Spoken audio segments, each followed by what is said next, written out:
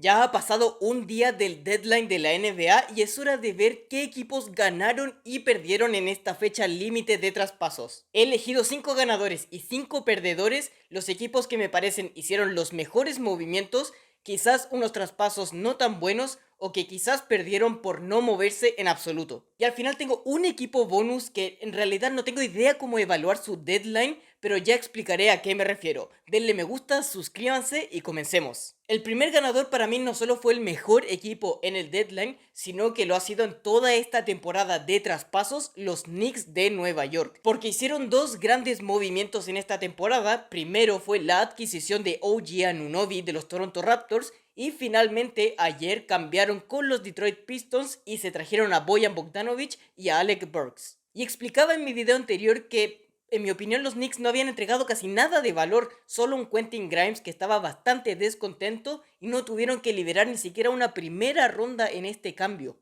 Y a cambio de eso se traen a dos jugadores muy buenos tiradores, muy buenos contribuidores veteranos que van a saber jugar para el coach Thibodeau y que impulsan a estos New York Knicks a nuevos potenciales. Vemos esta nueva plantilla de los Knicks y tienen casi todo lo que se quiere desear. Tienen un base líder, un base anotador, un base estrella como Jalen Brunson. Tienen varias piezas complementarias que hacen casi de todo. La anotación de Julius Randle, la defensa en la pintura de Mitchell Robinson, eventualmente cuando él esté sano, el tiro triple de Bojan Bogdanovic y de Alec Burks, la gran defensa perimetral de OG Anunoby, el esfuerzo de Josh Hart y puedo seguir así y así y así. Esta es una de las plantillas más completas de toda la NBA y si es que me pongo a ver la conferencia del este, no veo a casi ningún equipo que tenga mejores chances que estos Knicks.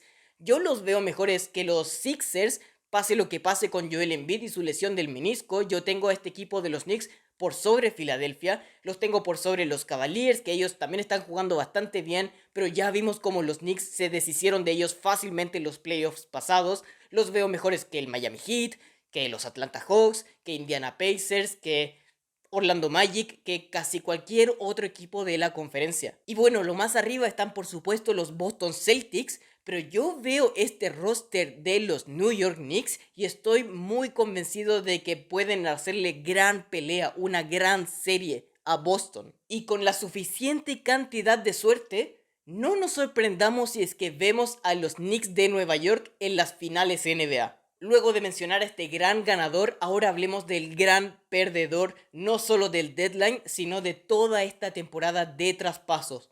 Los Chicago Bulls. Porque los Bulls hicieron absolutamente nada con los jugadores que tenían disponibles. Se estaba rumoreando durante toda la campaña qué iban a hacer porque este equipo de Chicago no está yendo a ninguna parte. Están en posiciones de play-in, los puestos que han estado atascados los últimos años. Los jugadores no están siendo más jóvenes, se les están acabando los contratos, parecía que todo indicaba que debían redirigirse a un nuevo territorio, al territorio de la reconstrucción, pero Arturas Karnišovas y toda la dirigencia de los Chicago Bulls dijeron lo contrario y no hicieron nada. Bueno, Zach LaVine era casi imposible traspasarlo porque en su principio él no tenía mercado y después se lesionó por toda la temporada, eso fue algo desafortunado. Pero no quisieron hacer nada con DeMar DeRozan, que tiene 34 años actualmente, va a expirar su contrato y te vas a quedar con dos opciones. O se te va por nada de valor DeMar DeRozan, o le das un contrato bastante extendido y probablemente de mucho valor a un jugador que está muy bajo a lo que te estaba dando años anteriores. Otro caso, Alex Caruso, con su contrato de menos de 10 millones de dólares, era de los assets más buscados de toda la NBA. Todo equipo contendiente le hubiese encantado cambiar por Alex Caruso. Me imagino recibieron muchísimas llamadas por el base de los Bulls, pero decidieron que ninguna oferta que les llegara fue suficiente y decidieron quedárselo un poco más. Una mala decisión porque actualmente Alex Caruso está en su peak de valor. Todavía le queda otro año de contrato. Y si es que ya la próxima temporada por fin deciden deshacerse de él, va a ser un contrato expirante y su valor va a bajar significativamente. Este era el momento de sacar a Caruso del equipo. Y no solo estoy hablando de las figuras de DeRozan, de Caruso, hasta de Vucevic. La cosa llega hasta jugadores como Andre Drummond, una máquina de doble doble que está jugando bastante bien. un jugador duro, reboteador, grande, que también pudo haber sido muy útil para equipos más competitivos que los Bulls. Se decía que los Sixers habían preguntado por él, quizás los Warriors lo querían, los Lakers por supuesto les hubiese servido, los Mavericks preguntaron por él, pero de nuevo, nada. Y otra vez, este es un jugador que se le va a terminar el contrato y lo más probable es que él se va a querer ir a competir. ¿Y saben dónde no va a competir? Con los Chicago Bulls. Se va a ir DeRozan, se va a ir Drummond, Zach LaVine no lo va a querer nadie, Alex Caruso va a bajar su valor. ¿Qué están haciendo los Chicago Bulls? Bueno, eso ya fue bastante hablando de Chicago, volvamos hacia los ganadores y ahora quiero nombrar a los Dallas Mavericks, que hicieron dos movimientos importantes en este deadline, que fue adquirir a Daniel Gafford, el pívot de los Washington Wizards, y traerse al ala pívot PJ Washington de los Charlotte Hornets. Hablé en detalle de estos dos cambios en mi video anterior, pero en resumen me parecen muy buenas adquisiciones para lo que quieren hacer los Mavericks. Gafford es un jugador todavía relativamente joven, pero con varios años de experiencia en la liga. Un jugador energético, reboteador, que va a buscar alley-oops, que corre de cancha a cancha, muy útil para Luka Doncic y Kyrie Irving. Y PJ Washington es básicamente lo que querían conseguir con Grant Williams cuando le dieron ese contrato en agencia libre. Un jugador versátil, que te puede anotar, que se puede parar en la esquina y anotar muy bien desde triple, que puede llegar a ser versátil en defensiva,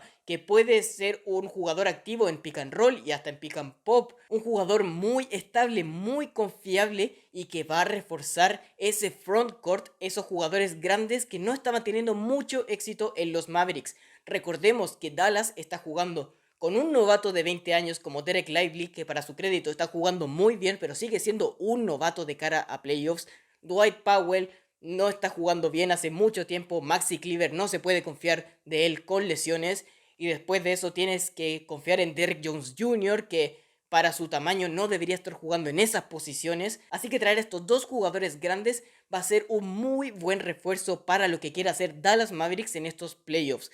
Yo confío que con este roster, con estos 30 y tantos partidos que quedan de temporada, pueden subir a puestos del top 6, evadir el play-in y ser un equipo muy peligroso. Volvamos al lado de los perdedores y nuevamente es un equipo que no hizo cambios y que tenía a la figura más destacada de este deadline, pero decidieron quedárselo. Los Atlanta Hawks decidieron no mover a DeJounte Murray. Los Hawks han tenido una temporada bastante complicada, están con récord debajo de 500, han tenido un par de problemas de lesiones, principalmente con Jalen Johnson, pero las cosas no estaban funcionando. La primera temporada completa de Quinn Snyder no está siendo lo buena que se esperaba para un coach tan bueno en temporada regular al menos. La pareja de DeJounte Murray y Trae Young es su segundo año y algo no está calzando. Murray está bajando su productividad, su defensa no es la que era en San Antonio. Se esperaba que hicieran un movimiento grande para tratar de enderezar el camino de la franquicia y no hicieron nada. Y no solo pasa por el cambio de DeJounte Murray, porque al menos para su crédito quizás no recibieron ninguna oferta que satisfacía lo que podían pedir por un jugador que anteriormente fue All-Star, que sigue siendo relativamente joven, todavía puede crecer y que tiene un contrato bastante bueno.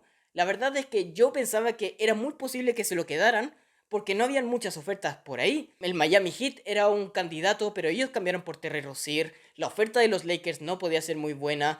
Los Pelicans no se iban a desprender de Trey Murphy o Herb Jones. Y más allá de eso, no te quedaban muchos otros equipos con quienes cambiar. Así que, por un lado, entiendo que se querían quedar con DeJounte porque no habían ofertas, pero por otro lado sigue siendo bastante malo que vas a seguir con esta dupla que no te está resultando. Y más allá de Murray, tampoco hicieron cambios en los alrededores. Yo he dicho muchas veces que tenían que decidir por Clint Capela o Onyeka Okongwu, pero parece que están intentando alineaciones cuando juegan los dos. Okongwu está desarrollando un tiro exterior, eso puede ser bueno, pero aún así yo creo que la decisión debería tomarse. Y en las alas, la posición donde más carecen, tampoco hicieron ninguna mejora. No trataron de buscar un cambio por Saddiq Bey, aprovecharse del valor que tiene, el poco valor que tiene AJ Griffin, por ejemplo. No hicieron nada alrededor, pudieron haber buscado algún jugador como Royce O'Neal, como Dorian Finney-Smith, algún jugador que te pueda defender en el perímetro, en el ala, pero tampoco hicieron eso.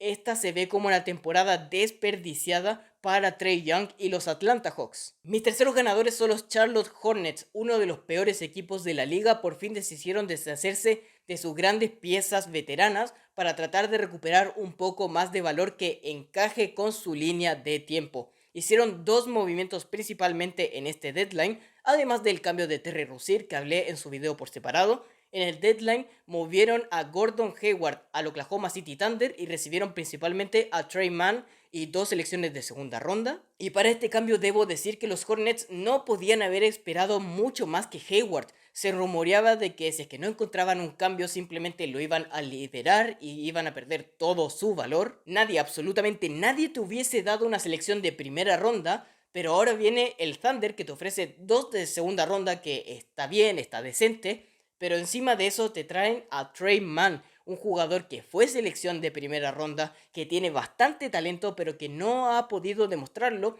en Oklahoma City Thunder por todo el talento juvenil que ellos tienen. Así que Trey Mann se mueve a Charlotte, va a tener un poco más de oportunidad. Eso sí, se va a tener que pelear minutos entre LaMelo Ball, entre Nick Smith Jr., por ejemplo. Va a tener que peleársela en el puesto de base, pero tiene el talento para encontrar un lugar en esa rotación. Y eso es lo mejor que podían haber aspirado los Hornets con esta situación Gordon Hayward. Y el otro cambio que hicieron fue el que mencioné con los Mavericks, de recibir a Grant Williams, Seth Curry y una selección de primera ronda 2027 casi sin ninguna protección por PJ Washington. A mí me gustaba bastante PJ Washington, a pesar de tener bastantes años en la liga, sigue siendo bien joven. Es el molde de jugador que quieres poner junto a LaMelo y junto a Brandon Miller, pero también los Hornets hacen bien en aprovechar su valor y recuperan una selección de primera ronda por este jugador. Y encima de eso se traen a un Grant Williams, quien si bien no ha tenido la mejor temporada, no está justificando el valor de su contrato, sigue siendo un jugador que tiene experiencia, que es relativamente veterano, que puede ayudar a estos Hornets a eventualmente armar una cultura ganadora. Quizás no en lo que queda de temporada, pero en la siguiente y en la siguiente. Y si es que no resulta eso, su contrato puede parecer grande, pero al mismo tiempo es muy calzable con otros contratos alrededor de la liga. Es un contrato muy movible. Puedes adjuntar este salario de Williams con un par de jugadores jóvenes y mejorar aún más esta plantilla con jugadores que quizás te calcen más. Así que ese movimiento te ayuda relativamente en el presente, pero también tiene muy buenas ópticas para el futuro. Mis terceros perdedores, un equipo de que se habló infinitamente en este deadline y en toda la temporada de traspasos, los Golden State Warriors decidieron que no iban a hacer nada. Muchos rumores se hablaron, con casi todos los jugadores, prácticamente todos fuera de Steph Curry, que estaban disponibles en el mercado, hasta Klay Thompson y Draymond Green. Estaba la pregunta: ¿se van a deshacer del núcleo de la dinastía o van a capitalizar todo el valor joven que tienen y tratar de intentarlo una vez más en este ciclo Steph Curry? Pero parece que decidieron ni por el uno ni por el otro, porque no hicieron casi nada. El único movimiento que hicieron fue deshacerse de Corey Joseph. Por nada, no trajeron nada. Y quiero decir perdedores justamente porque no quisieron tomar una dirección. Siguen en este pensamiento, en esta mentalidad de que pueden hacer las dos cosas al mismo tiempo, de que pueden tener un equipo que posiblemente gane un campeonato con Steph Curry y al mismo tiempo tener el talento joven para cuando él se retire, cuando se vaya Draymond, cuando se vaya Clay, vamos a tener esta nueva camada de Kuminga, de Podziemski, de Moody, de Jackson Davis, para que la franquicia siga siendo exitosa. Pero parece que lo primero no se está cumpliendo. Los Warriors apenas están entrando a puestos de play-in y después a futuro se van muy inciertas las cosas. No tuvieron la valentía de tomar una decisión. Lo único, eso sí, es que quizás todos los planes de los Warriors se arruinaron porque quizás tenían armado algún cambio involucrando a Jonathan Kuminga, pero el problema es que él está jugando a un nivel superlativo últimamente, está anotando 20 puntos tras 20 puntos, está en una muy buena racha y quizás vieron el potencial que tiene el anterior séptima selección del draft del 2021, 2022, 2021 y decidieron: no podemos dejarlo ir, o no hay nadie en el mercado que valga lo que creemos que vale Jonathan Kuminga. Así que quizás eso arruinó todos los planes de deadline que tenían los Warriors. Quedarse con Kuminga va a ser una decisión que vamos a tener que analizar en años a futuro, pero preliminarmente me extraña que no quisieron hacer absolutamente nada para intentar mejorar. Obviamente iba a ser muy difícil mover el contrato de Wiggins, mover el contrato de Chris Paul y separarse de Clay o de Draymond. Quizás le hubiese caído mal a Steph Curry y eso crea otros problemas, así que está esas justificaciones, pero ningún movimiento menor para traerse a algún jugador un octavo, un noveno de la rotación para tratar de hacer un empuje de segunda parte de la temporada me extraña muchísimo. No me gustó para nada lo que decidieron o lo que no decidieron hacer los Warriors. Cuarto equipo, un equipo que hizo movimientos bastante subvalorados en este deadline, que fue el Utah Jazz. El primer movimiento que hicieron fue antes de la fecha límite, que cambiaron a Simone Fontecchio principalmente por el pick 32 o 34 del draft, una selección de segunda ronda que me parece viene de los Wizards. Y el traspaso que hicieron ayer fue enviar a Kelly Olynyk y Ochai Agbaji a Toronto Raptors, de nuevo, básicamente por una selección de primera ronda en este draft. Mucho se rumoreaba de que estaban pidiendo al menos una primera ronda por Kelly Olynyk a los equipos contendientes que podían haber necesitado sus servicios. Me imaginaba el Thunder iba a preguntar por Olynyk, pero parecía que nadie estaba ofreciendo. Llega a Toronto, les ofrece una primera ronda y listo, muy buen negocio. Quizás van a extrañar un poco a Ochai Agbaji, porque yo todavía creo que puede ser un muy buen jugador en esta liga, pero lo bueno de ese cambio es que ya tienen muchos otros jugadores jóvenes que demandan minutos. Con todos los jugadores que tiene el Jazz en el frontcourt, no estaban pudiendo jugar Taylor Hendricks, que fue su novena selección en este draft, apenas ha tenido minutos.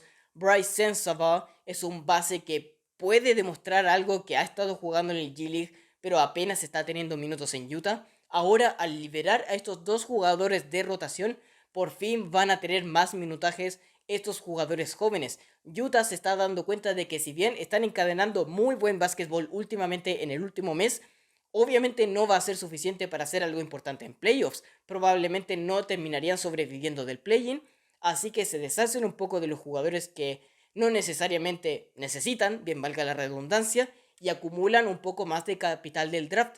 Se sacan a tres jugadores de rotación como lo son Olynyk, Fontecchio y Agbaji y se traen casi dos primeras rondas. Me parece bastante buen negocio. Volvemos a los perdedores y este es un equipo que sí hizo cambios, pero que no me gustó mucho el resultado que obtuvieron, que fueron los Detroit Pistons. Como mencioné en el segmento de los Knicks, el gran cambio fue mover a Bogdanovich y a Alec Burks hacia Nueva York y traerse a Quentin Grimes, relleno de salario y dos selecciones de segunda ronda. También hicieron bastantes otros movimientos, estuvieron muy activos en este deadline.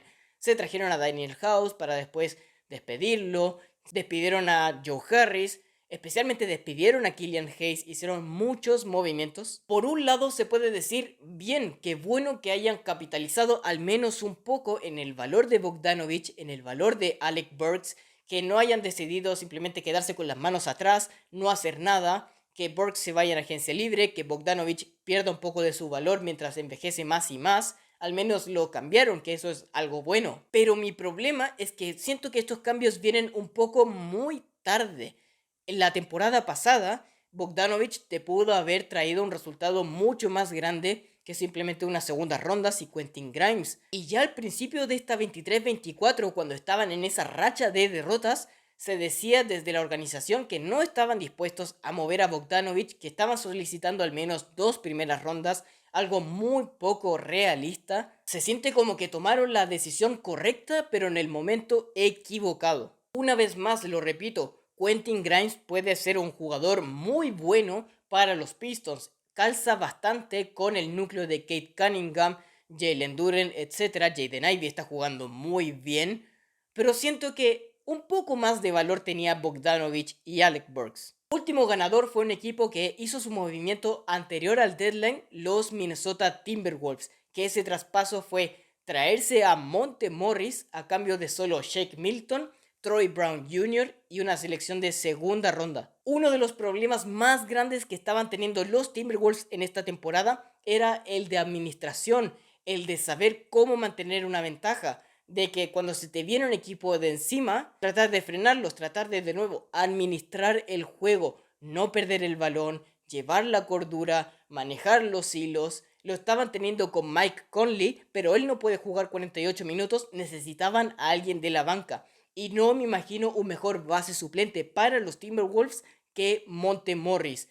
Que no olvidemos, porque él estaba jugando en un mercado muy pequeño, estaba muy lesionado, apenas ha jugado en esta temporada, pero recordemos que en su momento fue de los mejores bases suplentes de toda la liga, que ha tenido varios años en que tiene de los mejores radios entre asistencias y pérdidas. Él no pierde el balón, él sabe manejar el juego y si bien no te va a deslumbrar con dribles, con triples de 30 metros, es un jugador muy inteligente, muy servicial, que ya juega como veterano, va a ser muy útil en sus 20-25 minutos que va a tener con los Timberwolves. Y en especial en esos momentos al final de los partidos en el clutch que han sido una jaqueca total para los Timberwolves durante muchos años. Parecía que al principio de la temporada estaban resolviendo eso, por eso estaban de líderes en la conferencia, pero en el último mes esos problemas han empezado a volver, que no saben resolver, que pierden el balón, que pierden los lideratos, que pierden partidos de esa forma.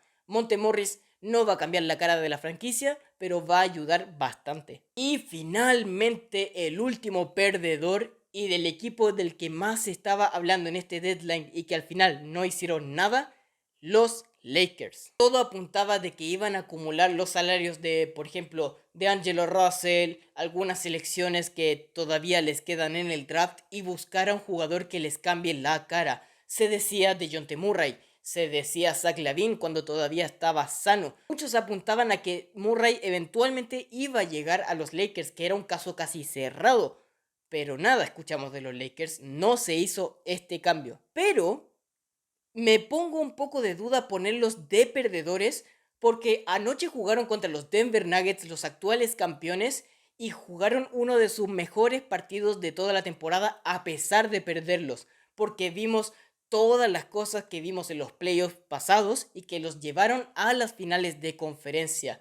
Gran tamaño, gran capacidad reboteadora, gran anotación en la pintura, buen tiro de triples, el liderato de LeBron, la dominancia de Anthony Davis, la colaboración de los jugadores de rol, todos esos ingredientes que quieres ver en este equipo de los Lakers para que sean exitosos. Los pongo perdedores no necesariamente porque no cambiaron por Murray o por LaVine, porque siento que esos cambios quizás podían haber retrocedido un poco lo que estaban formando, porque la fórmula de las 3 estrellas y contratos mínimos no le ha resultado a los Lakers. Veamos el tema Westbrook, por ejemplo. Lo que debieron haber hecho, en mi opinión, es quizás buscar mejoras en el fondo de la rotación, el jugador noveno, el octavo, el séptimo. Quizás podían haber encontrado un cambio mejor de lo que ofreció Phoenix para llevarse a Royce O'Neal, o quizás pudieran haber buscado a Dorian Finney-Smith, por ejemplo. Nuevamente la situación Drummond hubiese ayudado mucho a los Lakers, pero se quedaron callados, Rob Pelinka no hizo nada. Ese me parece es el mayor pecado de los Lakers en este deadline.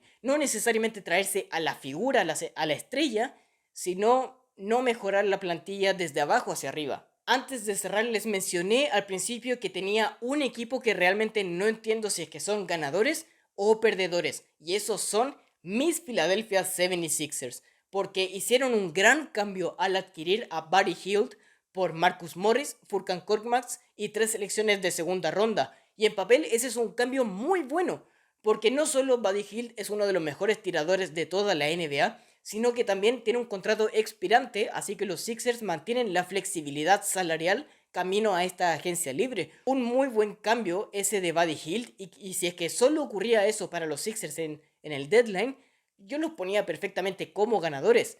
Pero mi problema fueron los otros dos cambios y la dirección que parece que quieren tomar. Nuevamente, cambiar a Patrick Beverley, no solo empeorando trayendo a Cameron Payne, sino entregando a Pat Bev a Milwaukee Bucks, un competidor directísimo en el camino a los playoffs, ayudándolos en su falencia más grande, que es la defensa perimetral.